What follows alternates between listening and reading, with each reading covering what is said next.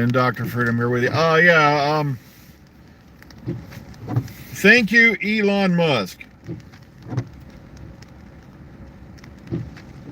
For the first time I can recall, since I joined Twitter years ago, and the only reason I mainly joined it was, to get in contact with folks, get contacts with folks, and, have a little bit of a media outlet, and besides, that's more informative than certain other bases.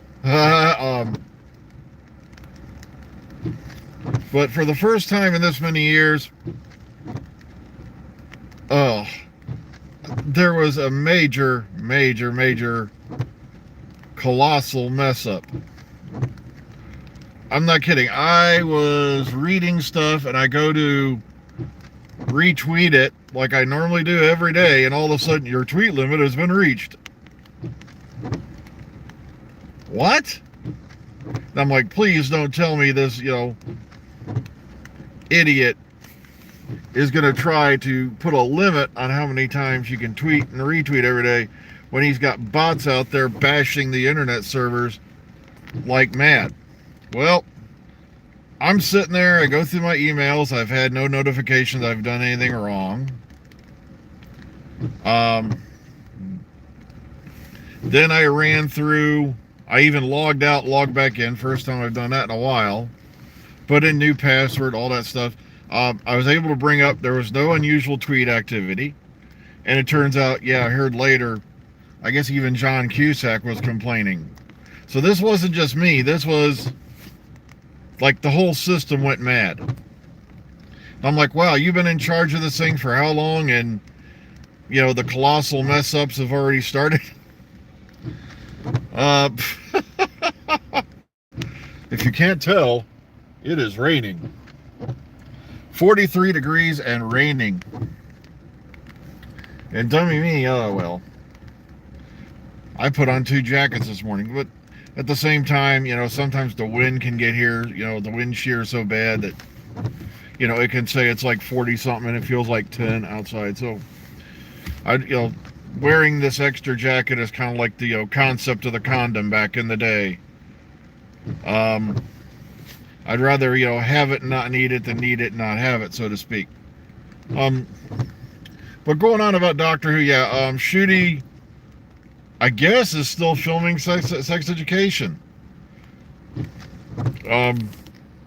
Which means they've got Millie out there running through scenes by herself. I guess that's what because we were trying to figure out why the filming blocks seem to be so randomized. And I guess we now have our answer pretty much.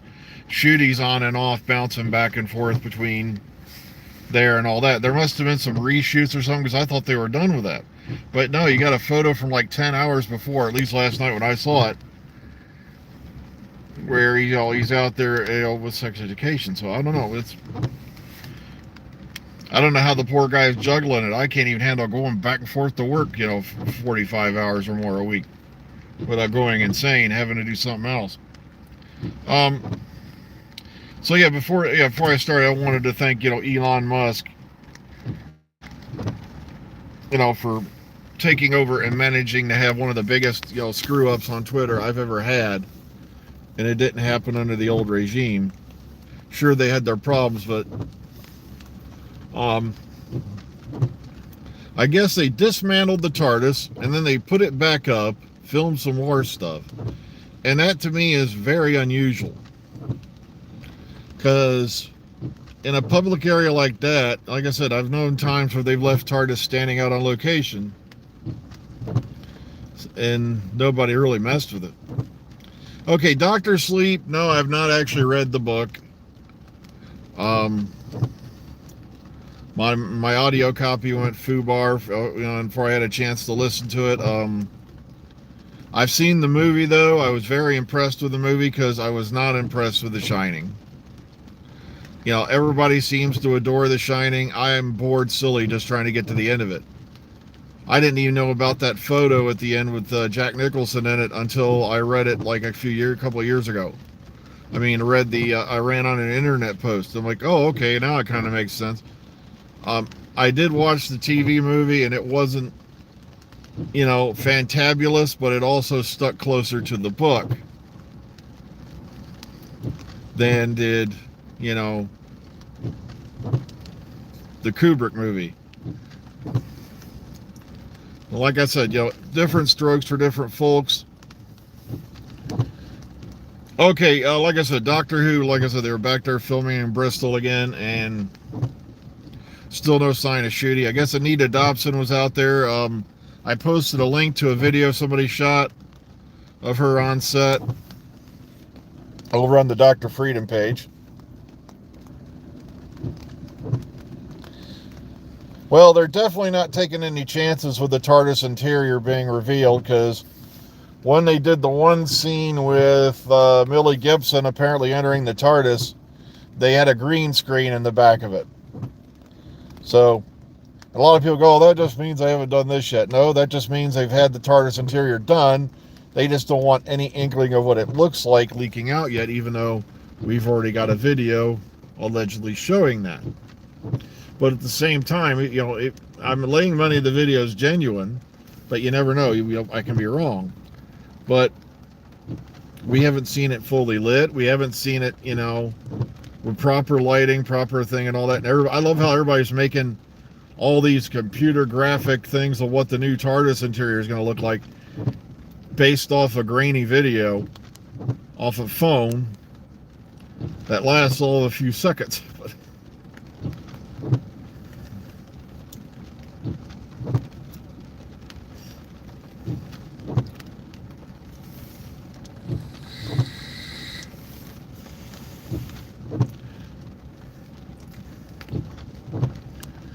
All I know is this: social media.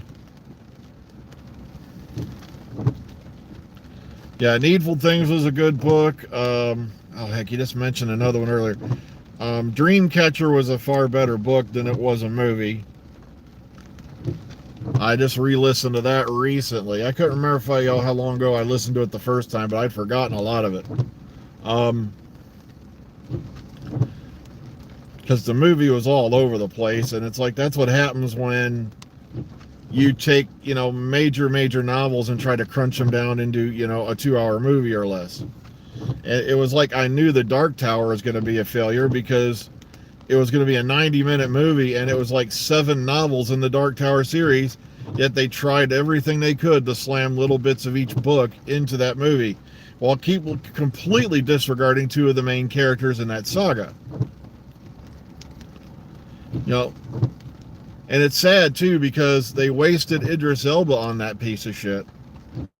You know, it almost reminded me of when, you know, poor Paul McGann was stuck in that Queen of the Damned, that shit sequel to the Interview with the Vampire.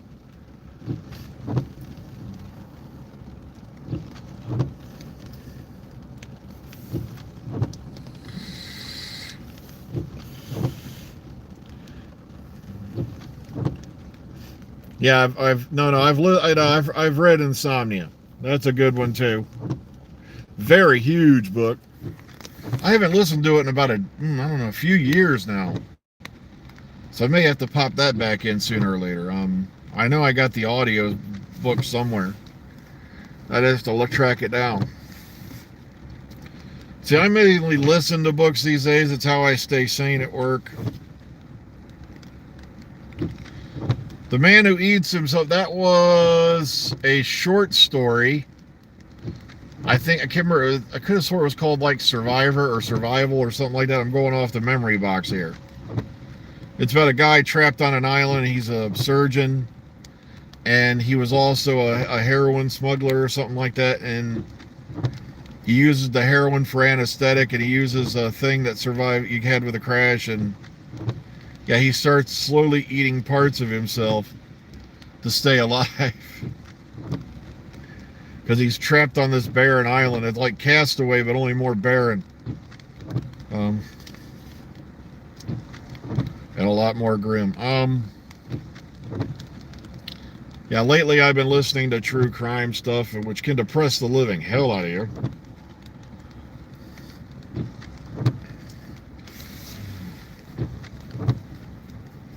A long time ago, like I said, just to give you, I've listened to I don't know how many books like now on certain cases.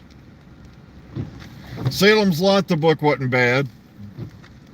If you get a chance and you can find it in Night Shift, there was a story before that movie came out. It was a short story called Jerusalem's Lot, which is what they based the one series off of that came later. Oh, great. Now I can't remember the name.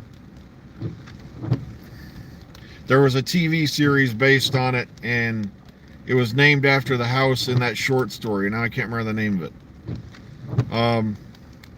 And they completely effed that up. But it was a good short story called Jerusalem's Lot that had, let's just say it had nothing to do with vampires, but they'll never find Jack the Ripper. It's done. It's been over with. You've got all these people walking around. Oh, I am a Ripperologist. Really? What course do you take in college to make yourself a Ripperologist? Ugh. What, is there a degree in that? You know, studying, 5 gruesome murders of a deranged lunatic who lived in the 19th century? And they've had so many suspects now. The one that made me die laughing was that lady who did that special, Miss Crime Novelist, was going to solve the whole thing. It was Walter Sickert. And then they had that dramatic scene where they had footage of Sickert. She's sitting there staring at it like, he got away with it. She didn't have jack squat on Sickert. It's called Sickert made a painting later on called, this is a guy who just happened to have made a painting later called Jack the Ripper's Bedroom.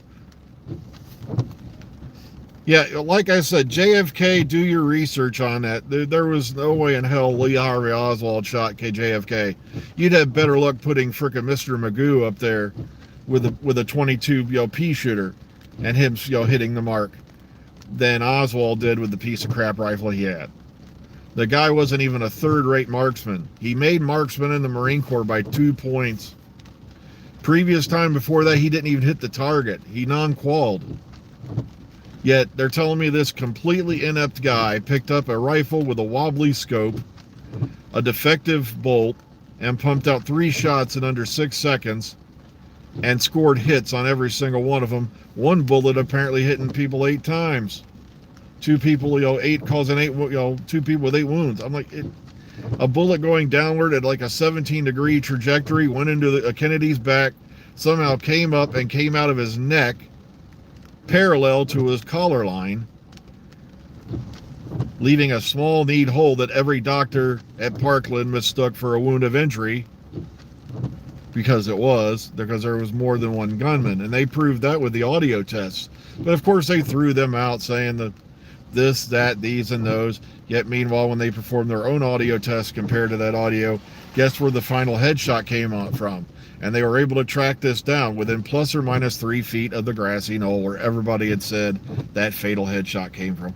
And I have never heard more retarded bullshit in my life. How could a pathologist, coroner, and all that say bodies sometimes jump backwards and to the left when they're shot from the back? It's like, yeah, Newtonian physics just went out the window.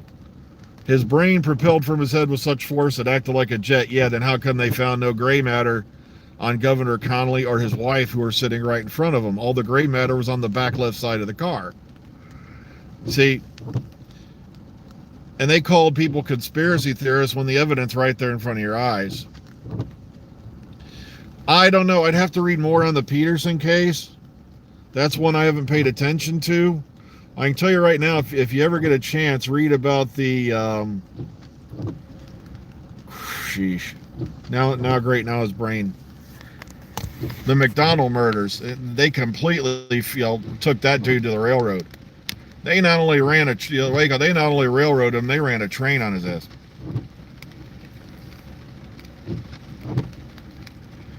Oh, hang on a second. I missed that last comment. Great, now this thing's not going to cooperate.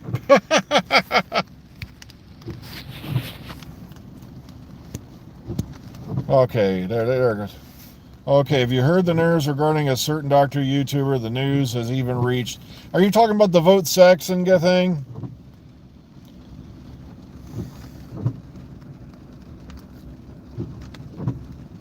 Yeah, I think that was Vote Saxon 07. And like I said, I never really read or paid attention to much of their stuff anyway. But trust me, there's other Doctor Who YouTubers who've done far worse than murder.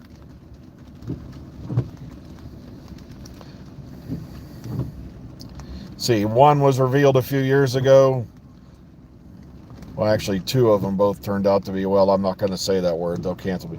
Well, I got to get off here, folks. I am like a couple minutes overdue to get in the building. So please take care of yourselves out there. Be kind, be calm, be safe. We'll see you all on the flip side. And maybe we'll talk about that later. Like I said, I got to find out we're canceled Saturday or not. Oh, well. So take care, everyone, and enjoy your Thursday.